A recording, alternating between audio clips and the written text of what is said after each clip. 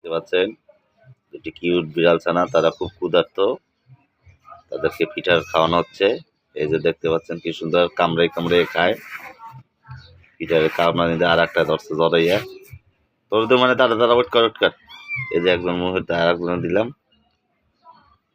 খালি কামড়া কামড়ি চলতেছে।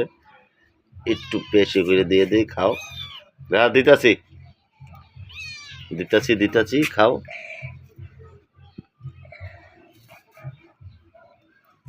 খা।